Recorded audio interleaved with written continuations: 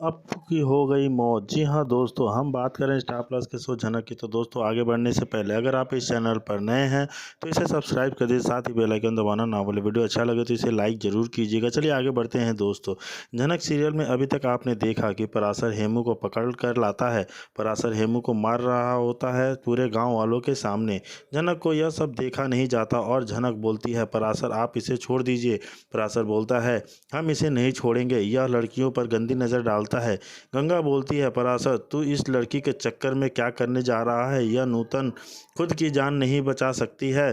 झनक उसी समय शपथ लेती है कि आज के बाद मेरे ऊपर अगर कोई परेशानी आएगी तो मैं उसका समाधान और सामना मैं खुद करूंगी और गांव वालों को सारी बातें बताती है। झनक हेमू को सभी के सामने माफ़ी मांगने को बोलती है, अगर तुम माफ़ी नहीं मांगते तो सभी के सामने मैं चप्पल से मारूंगी।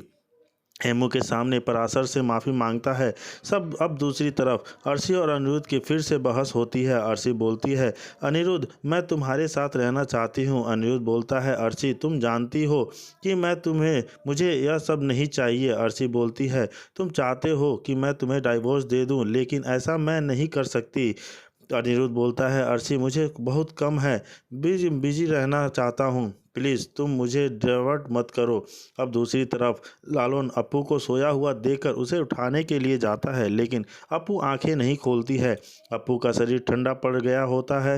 लालून शौक हो जाता है, कहीं अप्पू मर तो नहीं गई। लालून सभी घर वालों को बुलाता है। काजोल अप्पू का नब्ज चेक करती है, नब्ज चल रहा होता है। लालून अनिरुद्ध को कॉल करके बुलाता है। अनिरुद्ध अप्पू को हॉस्पिटल ले जाता है। सभी लोग अप्पू को देखकर घबरा जाते हैं। अब 5 साल बाद फसल कट रही होती है।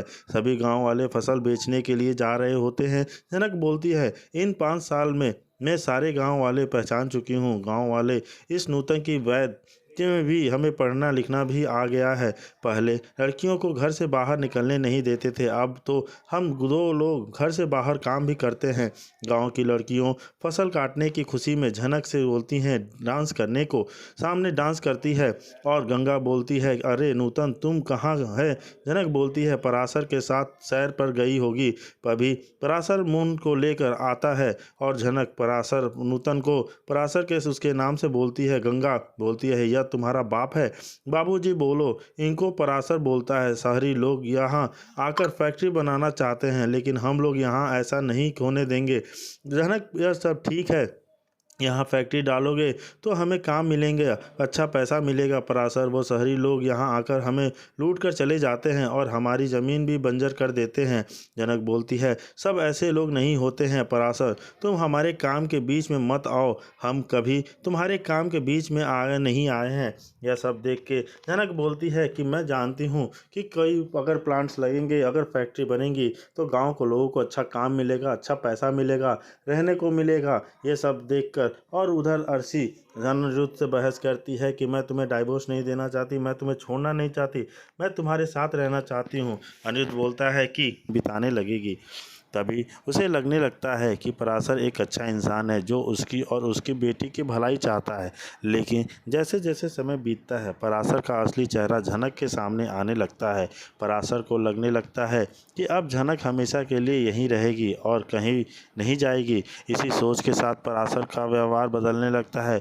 वह झनक से बदतमीजी करता है और एक दिन साफ शब्दों में कह देता है कि अब तुम मेरी असली पत्नी बनोगी। गांव वालों की नज़रों में तो तुम मेरी पत्नी हो ही, अब मैं सच में तुमसे शादी करूंगा। यह सुनकर झनक के पैरों तले ज़मीन खिसक जाती है। वह घबराकर पराशर से कहती है, आप यह क्या कह रहे हैं, आपने तो सबके सामने मेरी बेटी की भलाई के लिए यह सब किया था, अब आप शादी की बातें कर रहे हैं। मैं आपसे प्यार नहीं करती, मेरा दिल किसी और के लिए धड़कता है। लेकिन पराशर ठंडे और कठोर स्वर में जवाब देता है, तुम जैसी लड़की तो मैं अपने हाथ से नहीं जाने दूंगा। तुमने 2-3 साल मेरे साथ रहकर मेरा फ़ायदा उठाया है, अब मैं तुम्हें ऐसे नहीं जाने दूंगा। तुम्हें अब ज़िंदगी भर मेरा साथ रहना होगा और तुम्हारी बेटी को भी मैं अपने अनुसार पाल लूँगा। यह सुनकर झनक बुरी तरह डर जाती है। उसे लगता है कि कहीं पराशर उसे ज़बरदस्ती शादी के लिए मजबूर ना कर दे। इसी डर के चलते वह रात को अपनी बेटी को लेकर गाँव से भागने की कोशिश करती है, लेकिन जैसे ही वह बाहर बाहर निकलती है। पराशर दरवाजे के सामने खड़ा होता है। वह गुस्से में झनक से कहता है, अगर दोबारा भागने की कोशिश की तो मैं तुम्हें तुम्हारी बेटी के से हमेशा से लिए दूर कर दूंगा। फिर तुम्हें कभी अपनी बच्ची नहीं मिलेगी। जब झनक बेबस हो जाती है अपनी बेटी की खातिर, उसे पराशर की हर बात माननी पड़ती है। वह ना चाहते हुए भी इस मजबूरी का में हाँ कह देती है। वह पराशर से शादी करेगी। लेकिन दोस्तों, कहानी में अब बड़ा तूफान आने वाला है। नहीं छोड़ती। एक दिन एक शरारती इंसान झनक से ज़बरदस्त बदतमीजी करने की कोशिश करता है, लेकिन ठीक समय पर पराशर वहां पहुंच जाता है और झनक को उस परेशानी से बचा लेता है। इस घटना से झनक भीतर तक हिल जाती है और वह पराशर से कह देती है कि अब वह उसकी हर बात मानने को तैयार है, क्योंकि अगर आज कुछ अनहोनी हो जाती तो उसकी मासूम बच्ची का क्या होता। झनक अब अपनी बच्चे की खातिर हर मुश्किल झेलने को तैयार है, यहाँ तक कि वह पराशर से साथ झूठी शादी का नाटक भी करने लगती है, ताकि समाज में उस बच्ची को एक नाम मिल सके और वह सुरक्षित रह सके। लेकिन मुसीबतें यहीं ख़त्म नहीं होती। एक दिन झनक खेतों में काम करने के लिए निकलती है, लेकिन उसी रास्ते नहीं पता होता। भटकते भटकते वह गलती से गांव के एक सुनसान इलाके में पहुंच जाती है, जो असल में कुछ गुंडों का अड्डा होता है। वहां झनक को देखकर गुंडे उस पर बुरी नज़र डालते हैं और उसे पकड़ लेते हैं। जब काफ़ी देर बीत जाने के बाद भी झनक वापस नहीं लौटती तो पराशर को चिंता होने लगती है। वह तुरंत झनक की तलाश आता है। पराशर जानता है कि अगर वह उस इलाके में गया तो उसकी अपनी जान खतरे में पड़ सकती है, लेकिन झनक को बचाने के लिए वह यह खतरा उठाने को तैयार है। काफ़ी खोजबीन के बाद पराशर आखिरकार उस जगह पहुंच जाता है जहां झनक गुंडे से चंगुल में फंसी होती है। पराशर अपनी जान की परवाह किए बिना झनक को वहां से छुड़ाकर वापस गांव लेकर आता है। रास्ते में वह झनक से कहता है, अब तुम अकेले नहीं कहीं नहीं जाओगी, मैं तुम्हारे और तुम्हारी बेटी के साथ हमेशा खड़ा हूँ। अब सवाल यह उठता है, क्या झनक पराशर की इस बहादुरी और समर्पण को देखकर उसे अपना जीवन साथी स्वीकार करेगी, या फिर उसकी ज़िंदगी में अनिरुद्ध की अधूरी कहानी फिर से दस्तक देगी। हाँ जी हाँ दोस्तों, झनक काम कर रही है और वह अपने सेठ का इंतज़ार करती है, लेकिन एक आदमी झनक को देखकर झनक को पकड़ लेता है और वह उसके साथ बदतमीजी करने की कोशिश करता है, जिससे झनक बहुत बुरी तरह से डर जाती है। लेकिन सही समय पर पराशर आकर उस आदमी को मारकर भगा देता है और वह झनक को बचा लेता है। लेकिन झनक बहुत ज़्यादा डर गई है और वह रोने लगती है, जिससे पराशर झनक से कहता है कि उसे इस दुनिया में एक बच्चे को अकेले पालना है, तो वह इस तरह नहीं रो सकती है, ना ही किसी से डर सकती है। और वह झनक को फैसला देने की कोशिश करता है कि अब शो के आने वाले एपिसोड में यह देखना बहुत ज़्यादा दिलचस्प होगा कि पराशर आखिर झनक की आगे और किस तरह मदद कर पाता है और क्या होगा जब अनिरुद्ध आएगा। यह देखना बहुत ही ज़्यादा दिलचस्प होगा कि झनक हाँ दोस्तों, अनिरुद्ध को यह समझ नहीं आता है कि वह लड़की जो कभी अपने सपनों को लेकर जुनूनी थी, वह आज खेतों में कैसे काम कर रही है। वह सोच में पड़ जाता है, क्या वह वही झनक है जिसकी आंखों में कभी सितारे होते थे। अनिरुद्ध के मन में भावनाओं का तूफान उठता है। इतने सालों में से जो झनक की तलाश में भटकता रहा है और आज वह जब मिली है तो उसे लगता है कि वह उसे अब यहाँ नहीं रहने देगा। लेकिन अब झनक अनिरुद्ध को देखती है तो वह स्पष्ट रूप से बता देती है कि वह अब कोलकाता नहीं लौटना चाहती।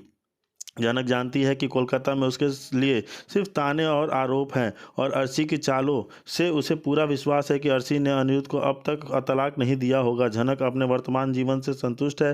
गांव में उसे सुकून मिला है और सबसे बड़ी बात उसकी प्यारी सी बेटी जो उसकी दुनिया बन चुकी है। लेकिन अब अनिरुद्ध उस बच्ची को देखता है तो उसके पैरों तले ज़मीन खिसक जाती है। उसे लगता है कि झनक ने किसी और से शादी कर ली है। अब गाँव वाले बताते हैं कि यह बच्ची पराशर और झनक की है तो अनिरुद्ध टूट जाता है। इसके भीतर भ्रम और दुख एक साथ उमड़ पड़ते हैं। उसे लगता है कि झनक अब उसकी नहीं रही। क्या अब अनिरुद्ध इन बातों पर विश्वास करके चुपचाप लौट जाएगा हमेशा के लिए झनक की ज़िंदगी से, या फिर कहानी में आएगा एक नया मोड़।